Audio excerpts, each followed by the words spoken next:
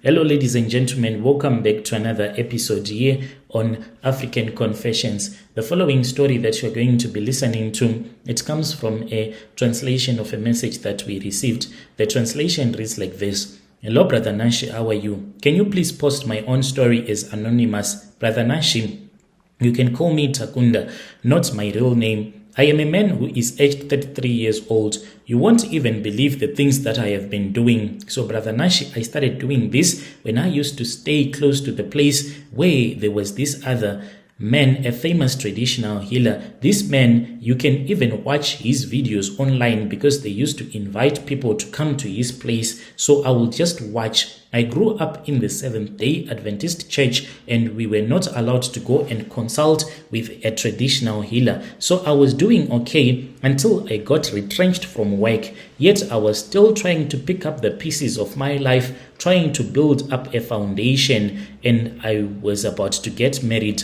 when I had this bad luck in my life. And I was like, God, but God, why? What have I done wrong? Why have you punished me? My father and my mother, they are both faithful to you. I do follow the rules, the laws. I do follow and I do keep the Sabbath like you said we are supposed to. But where am I getting it wrong? I treat my neighbors with respect. I try to make sure that when I have something little, I give to those that are in need of that, even using my own small salary that I will be earning. The reason as to why I felt so much pain, it was because we were working for an international organization that has its own head offices here in Africa. They are in South Africa. So there were talks that there was a shortage of staff in South Africa. So we were going to be brought from Zim to South Africa, and this was going to be like my stepping stone. I would be working in South Africa, and I wanted to take that opportunity to apply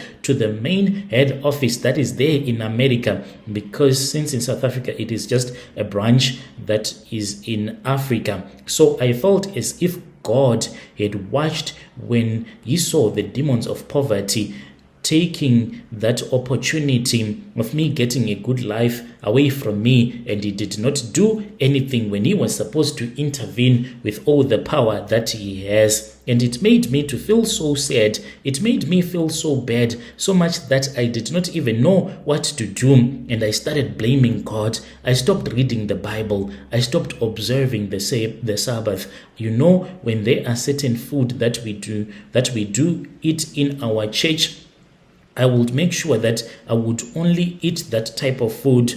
I even started specifically eating pork because I felt that if I was going to become rebellious against God, if I rebel against God, maybe he was going to turn around and see why I was being rebellious against him, and God would come to my rescue. That was the idea that I had in my mind. But things got so worse at our home. It was as if the moment that I started doing all of this, I had invited the spirit of disunity in the family. My mother and my father, for the first time in their lives, I then watched them as they were angry at each other, being violent with each other. My father would go out of the house and he would sleep wherever he would have gone to. If it were prostitutes, we never knew. Even though he used to be a good man, but it changed. He would come back the next morning, they will start to shout again until they sorted out whatever that was happening between them.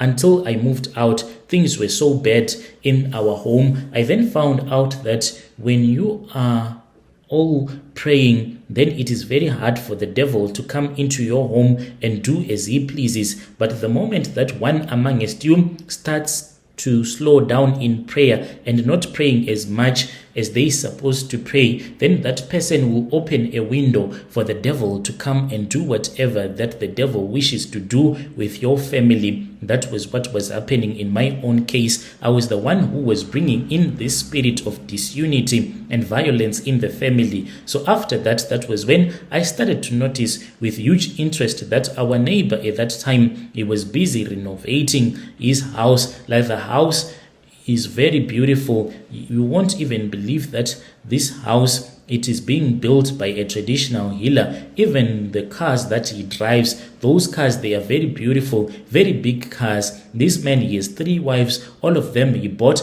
houses for them. You know what? Using the money that people give him when they do come and consult with him. And I said, this is real business. This is good business. So I went to that traditional healer and I spoke with him and I said, I also wanted to have the same powers that he had. He then said, yes, indeed, you can have those powers, but will you be able to do it? I said, yes, I want to do it. He then said, are you able to give up on Jesus Christ, on your religion? Then you start to follow the religion of your ancestors, like rejecting everything that has to do with my church and Christianity in general. And I then said, no, I cannot do that. He then said, if you can't do that, then there is no way that I can help you. I am unable to help you.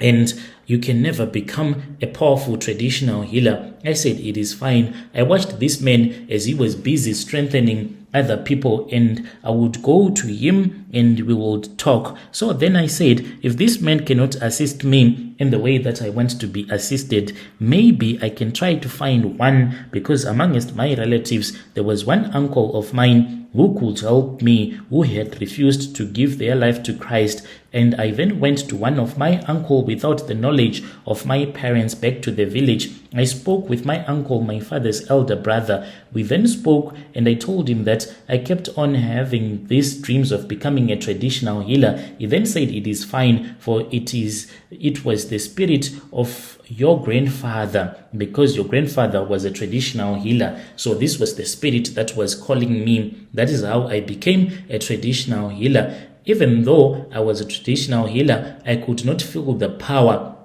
Then he then said, for you to have more power, you need to get yourself strengthened. And what pains me the most is that even though when I went there to get myself strengthened, I was telling myself that I'll be able to assist other people. That was my dream. This is how I got strengthened. I was taken to a room that I was going to be locked into that room for the rest of the night.